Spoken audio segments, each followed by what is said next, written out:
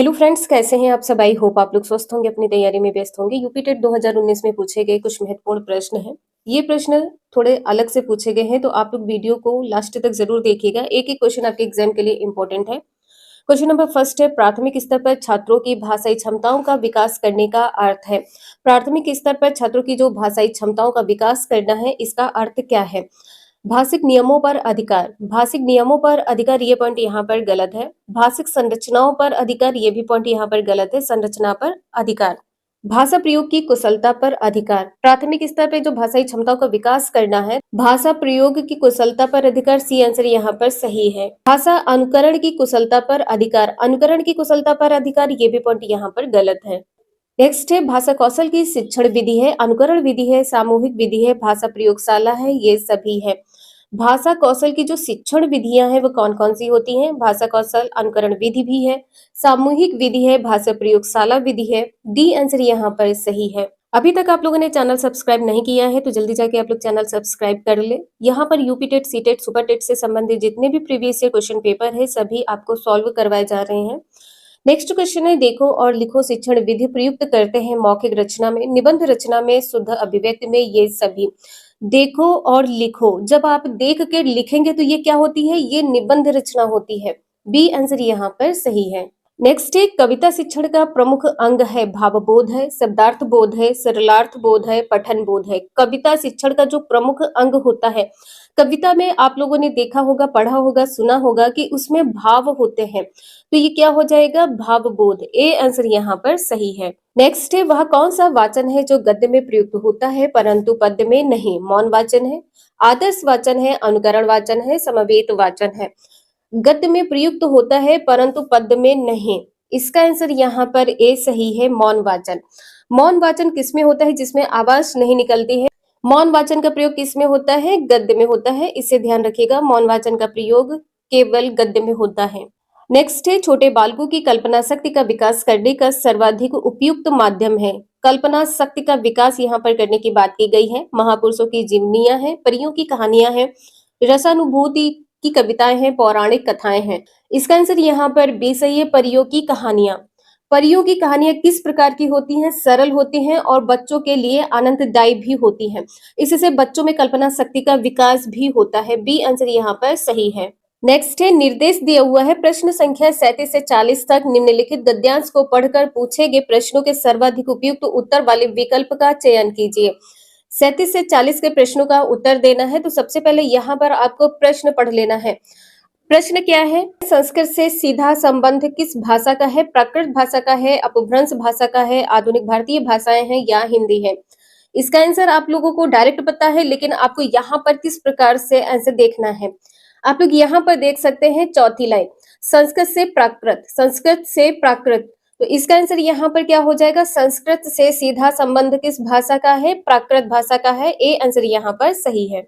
Next है, अपभ्रंश को हिंदी साहित्य का अंग न मानने के लिए क्या आधार है। शब्द समूह की भिन्नता, व्याकरणिक ढांचे में भिन्नता, उच्चारण में भिन्नता, ये सभी। इसका आंसर क्या होगा यहाँ पर, तो आप लोग यहाँ पर देख सकते हैं, शब्द समूह, उच्चारण तथा व्याकरणिक ढांचे के अलग होने से अपभ्रंश साहित्य को हिंदी साहित्य का अंग नहीं माना जा सकता है। तो यहाँ पर क्या हो जाएगा, सभी। इसका आंसर यहाँ पर डी सही है, ये सभी। नेक्स्ट है, संस्कृत का क्षेत्र किस सीमा तक विस्तृत था। प्रादेशिक, मध्य देशीय, सार्वदेशिक या क्षेत्रीय। इसका आंसर यहाँ पर क्या सही होगा, संस्कृत का क्षेत्र। तो यहाँ पर क्या हो जाएगा, संस्कृत का क्षेत्र कैसा है, सार्वदेशिक है। इसका सी आंसर यहाँ पर सही है, सार्वदेशिक। संस्कृत का क्षेत्र किस सीमा तक विस्तृत था, सार्वदेशिक।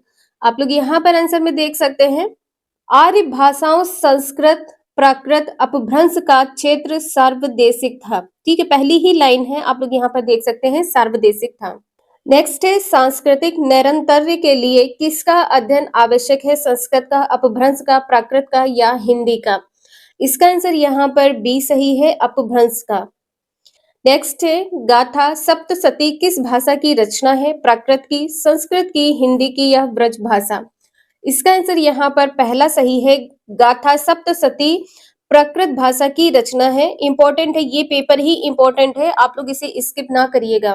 नेक्स्ट है शब्द का लोक प्रसिद्ध अर्थ कहलाता है। शब्द का लोक प्रसिद्ध अर्थ क्या कहलाता है? वाच्यार्थ कहलाता है, लक्ष्यार्थ कहलाता है, व्यंग्यार्थ कहलाता है या इनमें से कोई नहीं। इसका आंसर यहाँ पर ए सही है। शब्द का लोक प्रसिद्ध अर्थ क्या कहलाता है? वाच्यार्थ कहलाता है। वाच्यार्थ का अर्थ क्या होता है? जो शब्दों के नियत या मूल अर्थ द्वारा ही प्रकट होता है। मूल अर्थ द्वारा प्रकट होना, ठीक है, मूल अर्थ द्वारा प्रकट होना। नेक्स्ट है रीति रात्मा काव्यस्य उक्ति किस आचार्य की है? वामन की है, भामह की है, मम्मट की है, दंडी की है। इसका आंसर यहाँ पर ए सही है। रीति रात्मा काव्यस्य जो उक्ति दी है किस आचार्य की है? वामन आचार्य की है। ए आंसर यहाँ पर सही है। नेक्स्ट है इसिप्त शब्द का विलोम बताइए। अनिसिप्त, असिप्त, अवसिप्त, अनिसिप्त। इसका ए आंसर यहाँ पर सही है। इसिप्त का क्या होता है? अनिसिप्त होता है। नेक्स्ट है वह व्यक्ति जिसके हृदय में भाव उत्पन्न होता है उसे कहते हैं विभाव, आलंबन, उद्दीपन, आश्रय। इसका डी आंसर यहाँ पर सही है। नेक्स्ट है संचारी भावों की संख्या है 30 है, 32 है, 33 है या 35 है। संचारी भावों की संख्या कितनी है? इसका सी आंसर यहाँ पर सही है। संचारी भावों की संख्या कितनी होती है? 33 होती है। संचारी भावों की संख्या 33 होती है। नेक्स्ट है दद्योदन शब्द में कौन सी संधि है? अयादि संधि है, दीर्घ संधि है, यड़ संधि है या वृद्धि संधि है। इसका संधि विच्छेद जब आप करेंगे तो क्या लिखेंगे? दधि प्लस ओदन। दधि प्लस ओदन लिखेंगे तो यहाँ पर क्या हो जाएगा? देखिए यहाँ पर क्या है? छोटी ई है और यहाँ पर क्या है? ओ है, ठीक है। यहाँ पर क्या है? ओ है, तो दोनों मिलकर क्या हो जाएगा? यो हो जाएगा, ठीक है, यो हो जाएगा। अब यहाँ पर संधि क्या हो जाएगी? यड़ संधि है। यड़ संधि में या हो या वा हो, ठीक है। इन्हें ध्यान रखिएगा, ये दो वर्ण यदि आते हैं तो यड़ संधि होगी। नेक्स्ट है लंगोटी में फाग खेलना मुहावरे का सही अर्थ है दरिद्रता में आनंद लूटना, मौज मस्ती करना, आनंदमय जीवन जीना, दयनीय होना। इसका ए आंसर यहाँ पर सही है। लंगोटी में फाग खेलना का मुहावरे का अर्थ क्या होता है? दरिद्रता में आनंद लूटना। नेक्स्ट है सभागार में बहुत आदमी थे वाक्य है गुणवाचक है, सार्वनामिक है, निश्चित परिणामवाचक है, अनिश्चित परिणामवाचक है। बहुत आदमी थे कहा गया है तो यहाँ पर गिनती की बात नहीं की गई है, क्या हो जाएगा? अनिश्चित है।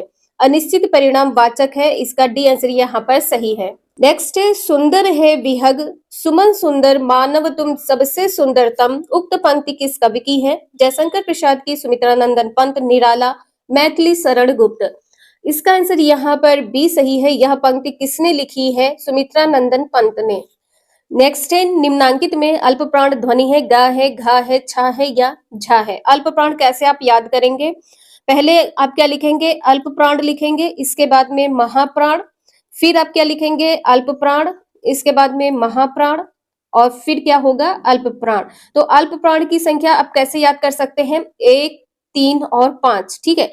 135 ध्यान रखिएगा। 135 क्या है? अल्प प्राण है और 24 क्या है? महाप्राण है। यहाँ पर आपका आंसर क्या सही हो जाएगा? का, खा, गा, ठीक है, गा हो जाएगा। ए आंसर यहाँ पर सही है। नेक्स्ट है मूड पे मुकुट धरे सोहत है गोपाल पद में कौन सा काव्य दोष है? काव्य दोष यहाँ पर क्या है? ए आंसर यहाँ पर सही है। मूड जो यहाँ पर लिखा है ये काव्य दोष है। किस प्रकार का है? ग्राम्यत्व है। नेक्स्ट है सरहपा का संबंध निम्नांकित में से किससे है? जैन काव्य से है, नाथ साहित्य से है, सिद्ध साहित्य से है, रासो काव्य से है। इसका आंसर यहाँ पर सी सही है। सरहपा का संबंध सिद्ध साहित्य से है। सी आंसर यहाँ पर सही है। नेक्स्ट है अमृतलाल नागर के जीवनी परत उपन्यास मानस का हंस। मानस के हंस के उपन्यासकार कौन है? अमृतलाल नागर है। सभी को पता है। मैं किसके जीवन का चरित्रण किया गया है? जीवन की बात यहाँ पर की गई है। सूरदास, तुलसीदास, रैदास या मीराबाई। इसका बी आंसर यहाँ पर सही है, तुलसीदास। नेक्स्ट है क्या क्या होगा साथ में क्या बताऊं, है ही क्या हाँ आज जो मैं जताऊं। तो भी तुली पुस्तिका और वीणा, चौथी मैं हूँ, पांचवी तू प्रवीणा। उक्त पंक्ति में कौन सा छंद है? मालिनी है, शालिनी है, भुजंगी है, इंद्र वज्रा है। इसका आंसर यहाँ पर क्या सही हो जाएगा? शालिनी है, ठीक है। इसका बी आंसर यहाँ पर सही होगा। नेक्स्ट है भरत मुनि के रस सूत्र में निम्नलिखित में से किसका उल्लेख नहीं है? स्थायी भाव, शांत रस, अनुभव या व्यभिचारी भाव। इसका ए आंसर यहाँ पर सही है। किसका उल्लेख नहीं है? स्थायी भाव का उल्लेख नहीं है। नेक्स्ट है प्रश्न संख्या 57 से 60। नीचे दिए गए पद्यांश को पढ़कर पूछे गए प्रश्नों के सर्वाधिक उपयुक्त उत्तर वाले विकल्प का चयन कीजिए। द्वार खोल ग्रह के किरणों से आंगन भर, बैठा या हेमंत प्रातः नीरव पृथ्वी पर। यहाँ पर क्या कहा गया है? सूरज की किरणों की बात की गई है। नयन मूंद रवि की कोमल किरणों को तपता, आने वाले प्रिय वसंत के स्वप्न देखता। अब उनके आगे चुपचाप खड़े वृक्षों पर भर आए पल्लव। पल्लव का यहाँ पर आंखों की बात की गई है। गुंजित होगा मरबर, जब उसकी बंसी उसके आधारों से लगकर भर देगी पुलकों की लहरों से पवनों को। यहाँ पर बताना है प्रस्तुत पद्यांश का मुख्य प्रतिपाद्य क्या है। प्रकृति चित्रण है, मानवीय चित्रण है, बसंत का चित्रण है, हेमंत ऋतु की प्रातः काल का चित्रण है। इसका आंसर यहाँ पर बी सही है। मानो कि यहाँ पर बात की गई है तो यहाँ पर क्या हो जाएगा? मानवीय चित्रण है। अभी आपको बताया था कि सूर्य की किरणों की बात की गई है। हेमंत ऋतु तथा सूर्य की किरणों को क्या कहा गया है? मानवीय रूप कहा गया है। नेक्स्ट है चुपचाप खड़े वृक्ष किस मानवीय भाव को प्रदर्शित कर रहे हैं? आलस्य का, हर्ष का, तटस्थता का, चिंता का। इसका आंसर यहाँ पर ए सही हो जाएगा। किसका? आलस्य का। पेड़ के नीचे खड़े होना, आलस्य का यहाँ पर भाव प्रदर्शित किया जा रहा है। एक बार आप लोग यहाँ पर देख सकते हैं। आने वाले प्रिय बसंत के स्वप्न देखता, अब उनके आगे चुपचाप खड़े वृक्षों पर भर आएंगे पल्लव, गुंजित होगा मरमर। तो यहाँ पर उसके आलस्य की बात की गई है। नेक्स्ट है वसंत के स्वप्न देखता पंक्ति का आशय है सुप्त होना, जागृत होना, प्रकृति से प्रेम होना, आशा एवं उत्साह का संचरण होना।